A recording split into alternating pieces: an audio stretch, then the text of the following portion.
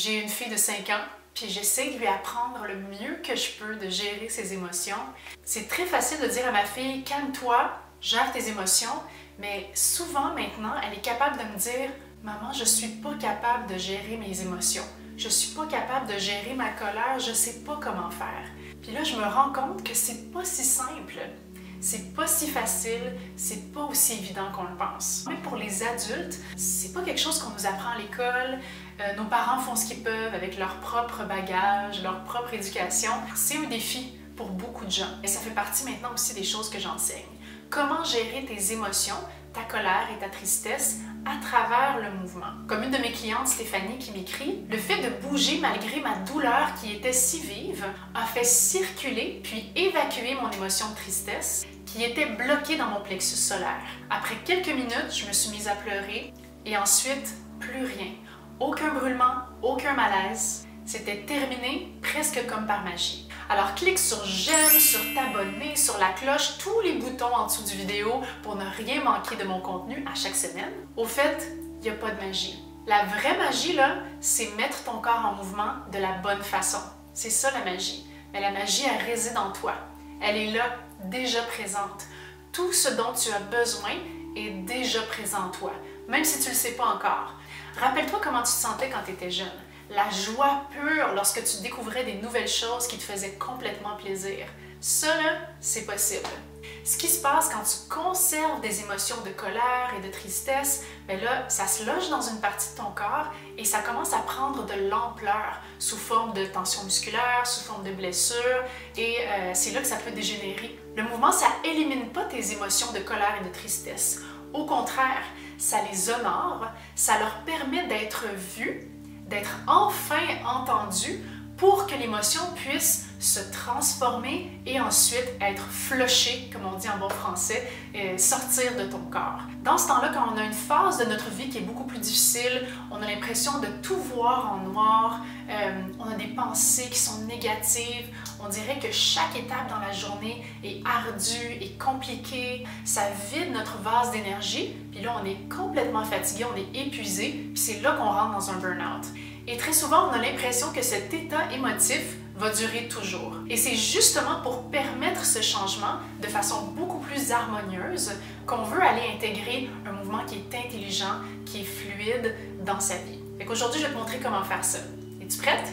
Voici ce que tu dois faire quand ta colère et ta tristesse prennent toute la place et que tu n'as aucune idée quoi faire pour t'en débarrasser. La première chose, je te dirais, avant même de commencer dans le mouvement, c'est de prendre un moment de recul. Ouais, c'est quelque chose que je suis encore en train d'appliquer. On n'est pas parfaite, même si on le sait. On l'applique, je l'applique, mettons, je dirais 98% du temps. Okay? Vous pourrez demander à mon chum, ça se peut qu'il ne soit pas d'accord avec moi. Mais il y a un 2% où j'ai de la difficulté à aller prendre du recul.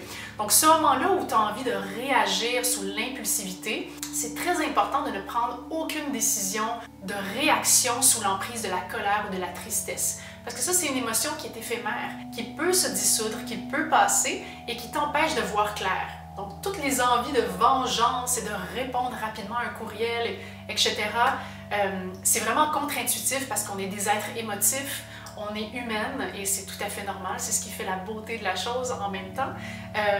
Mais on veut juste prendre un petit moment, juste laisser les émotions se déposer, être un peu moins vives. Je te dirais là, tu pourrais attendre un bon 45 minutes. Ouais? Des experts dans l'analyse du cerveau et des émotions qui disent que ça prend 45 minutes pour revenir et se remettre d'une émotion de colère vive.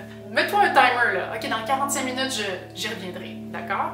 Et souvent, l'émotion de la colère est comme une façade pour une autre émotion qui est derrière. Parce que la colère, c'est une émotion qui est beaucoup plus acceptable que d'autres émotions qui pourraient nous faire sentir plus vulnérables. Quand on est en colère, on se sent en contrôle. Par contre, c'est beaucoup plus difficile d'admettre à l'autre ou même à soi-même qu'on est blessé, qu'on a eu de la peine, qu'on se sent pas aimé, qu'on se sent pas accepté. Alors ça peut être les premières émotions de base, souvent c'est ça, puis on se cache derrière la colère. Ouais. Pendant que tu prends du recul, une chose qui est super utile et qui peut paraître très banale, c'est de respirer. Okay? Mais pas juste respirer comme on le fait tout le long de notre vie parce que ça se passe automatiquement. Respirer de façon consciente et profonde. Prendre un moment pour relaxer les muscles de ton visage, de ta mâchoire, tes sourcils, ton cou, tes épaules. C'est souvent les muscles qui se contractent le plus lorsqu'on est stressé, anxieux, en colère. On s'en rend même pas compte. Nos poings se crispent, la mâchoire est barrée, et puis là on se demande pourquoi est-ce qu'on développe des douleurs chroniques puis qu'on a les trapèzes en feu. Okay? Donc on veut consciemment aller relâcher les muscles du haut du corps parce que c'est souvent là qu'on prend de la tension, puis on veut aller respirer. C'est beaucoup plus facile de le faire avec les yeux fermés. Si tu es capable d'aller te reculer dans un endroit qui est calme, où est-ce que tu te sens en sécurité, tu peux prendre un moment pour fermer les yeux et aller respirer profondément. Prendre le temps de ralentir ta respiration consciemment. Aller remplir tes poumons d'air à leur pleine capacité. Souvent, on a des petites respirations courtes au niveau sternal puis on s'en rend même pas compte. Est-ce que tu peux aller remplir tes poumons, les sacs de tes poumons, avec encore plus d'amplitude? Est-ce que c'est possible d'amener encore un petit peu plus d'air dans tes poumons que ce que tu crois possible? Ensuite, c'est la même chose pour l'expiration. Tu veux expirer profondément en allant vider les sacs de tes poumons complètement jusqu'à la dernière goutte. On s'entend là que je dis goutte, mais tu comprends ce que je veux dire. L'autre étape, c'est d'aller poser les mains sur ton corps pour t'aider à t'apaiser. Okay? Aller amener ta conscience dans cette zone-là de ton corps. Et c'est exactement ça que je fais avec mes clientes dans la première évaluation lorsque j'évalue leur respiration. Donc on regarde la respiration sternale, la respiration latérocostale, la respiration abdominale du ventre et la respiration lombo-diaphragmatique dans le bas du dos. Donc je vais aller poser mes mains sur la zone et là je demande à la personne de respirer dans ma main et de poser une attention particulière dans cette zone-là. Juste ça. Juste d'aller amener ta conscience et ton écoute dans cet endroit-là. Écoute qu'est-ce qui se passe. Juste ça. Ça peut paraître tellement banal, mais oh mon Dieu que c'est puissant quand tu arrives à te connecter à cette présence-là. Et si jamais ça t'arrive, c'est correct de pleurer, il ne faut pas que tu te juges, tu n'as pas besoin de te comparer aux autres, on s'en fout des autres, tu n'as pas à te sentir coupable de sentir ce que tu sens, il n'y a pas de jugement, ok? Tout ce que tu ressens est valable et a besoin d'être vu et entendu pour pouvoir se transformer par la suite. Si tu refoules ton émotion et que tu ne prends pas le temps de la voir dans sa pleine amplitude, dans sa pleine clarté, bien là, tu vas constamment te juger toi-même et cette émotion va rester là. Tu ne pourras pas la transformer. Ouais? Même si c'est une émotion que tu juges qui est laide, comme une émotion d'envie, de jalousie, de te sentir petite, c'est ta réalité, c'est ta vérité et ça, c'est correct. As-tu déjà vécu un moment de dépression où est-ce que la colère puis la tristesse te submergeaient sur une longue période? Je suis curieuse de savoir comment tu as fait pour t'en sortir. Et si jamais tu es en plein dedans, tout d'abord, je veux t'envoyer plein d'amour et de lumière. Si donc tu es encore là-dedans, qu'est-ce que tu sens que tu as besoin pour t'en sortir? Qu'est-ce qui t'aiderait à aller mieux? Écris-moi ça en commentaire pour que je puisse t'aider. Ensuite, lorsqu'on a établi une respiration qui est ample et profonde, ce qu'on veut, c'est laisser la respiration s'amplifier et se transformer en mouvement. Donc, le point de départ, c'est ça. Pour rééquilibrer ton système nerveux, tu te reconnectes à ta respiration et la respiration prend tellement d'ampleur qu'elle grandit dans ton corps et c'est ça qui devient le mouvement. Une fois que la respiration est dans ton tronc, tu vas peut-être sentir une espèce de vague ou une espèce de balancée. Peut-être que tu as déjà ressenti ça pour celles qui font de la méditation. Et quand tu es complètement là, complètement présente et que tu respires, il y a comme une espèce de balancée qui accompagne l'inspire et l'expire. Et ça, c'est merveilleux. C'est comme la genèse, c'est comme le moteur du mouvement. Lorsque tu rentres dans un mouvement de la colonne qui est organique, par la suite, tu peux le laisser se déployer jusqu'au bout de tes doigts et jusqu'au bout de tes orteils. C'est à ce moment-là que tu peux avoir une cohérence de ton corps où tous tes membres bougent en lien avec la respiration et les abdominaux profonds pour que ça s'imprègne dans ton corps. Lorsque tu respires profondément, que tu engages tes abdominaux, que le mouvement part de ton centre vers l'extérieur par la suite, c'est là que tu as un mouvement qui est beaucoup plus organique. Et lorsque tu laisses l'énergie voyager au-delà de ta limite physique, c'est-à-dire se déployer au-delà de tes doigts, de tes orteils, c'est à ce moment-là que tu permets aux émotions de voyager dans ton corps et de se flusher, de sortir de ton corps. Quand tu vas faire n'importe quel mouvement de tous les vidéos que tu peux retrouver sur ma chaîne, comme par exemple flexion, extension, Ouais, si tu commences par ce mouvement-là, puis que tu es dans la respiration, dans l'engagement de tes abdominaux profonds, mais là, quand tu vas rajouter les bras, puis tu respectes l'initiation, le moteur du mouvement qui vient du centre, et là, à ce moment-là, tu peux être beaucoup plus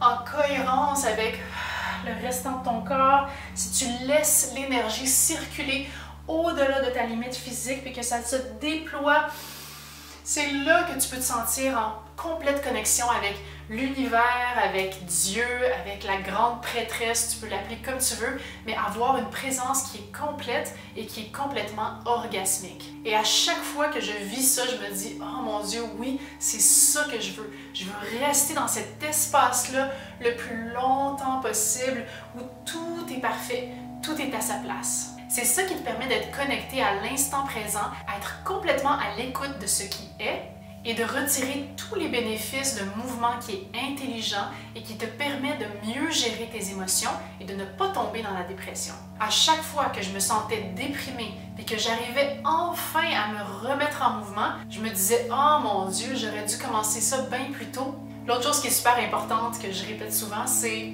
la répétition. La répétition, la répétition, la répétition.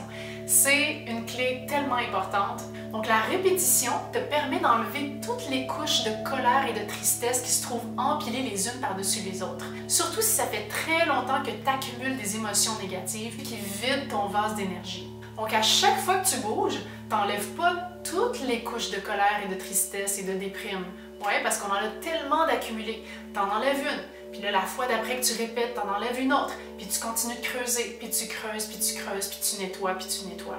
Puis c'est ça que tu veux. C'est dans la répétition aussi que tu raffines ton exécution, tu raffines la qualité de ta présence, et ça, ben, il n'y a que la répétition qui fait ça.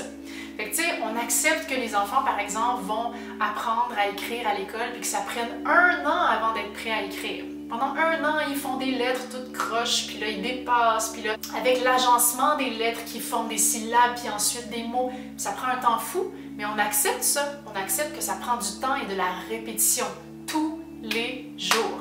Puis quand vient le temps de gérer notre stress, de gérer nos douleurs chroniques, de gérer notre anxiété, à ce moment-là, on essaye un exercice une fois, puis on se dit « Bah, ça n'a pas vraiment marché, je le laisse de côté. » Mais non, il faut que tu répètes, il faut que tu le refasses. Plus tu vas installer cette répétition-là, plus ton corps va en redemander. Ton corps va te dire « Ah oui, j'en ai besoin » puis ça va se faire tout seul. Tu vas être sur ton balcon en train de boire ton petit café puis là, tu vas sentir la respiration qui s'amplifie. Tu vas sentir ton cœur qui se calme. Tu vas sentir la main sur ta poitrine qui vient se déposer ou sur ton ventre ou sur ton front qui vient apaiser tes émotions de façon beaucoup plus automatique et intégrée dans ta vie. Donc, c'est certainement pas en essayant ce système-là, cette approche-là, juste une fois, que tu vas voir des résultats concrets et durables. Si tout ce que je viens de te dire résonne avec toi, réserve un appel bien-être gratuit pour voir si on est un bon fit pour travailler ensemble. Aider les femmes à bouger pour gérer leur stress et leur douleur chronique, c'est la chose que je préfère. Si tu veux avoir encore plus d'outils pour apprendre à gérer tes émotions, écoute mes affirmations positives. Tu peux écouter ça le soir avant de te coucher, le matin au réveil ou à n'importe quel autre moment où tu sens que tu as besoin de support de l'extérieur pour te sentir mieux rapidement. Je te souhaite une magnifique journée. Je t'envoie plein d'amour et de lumière. Je t'embrasse. On se voit bientôt. Bye bye!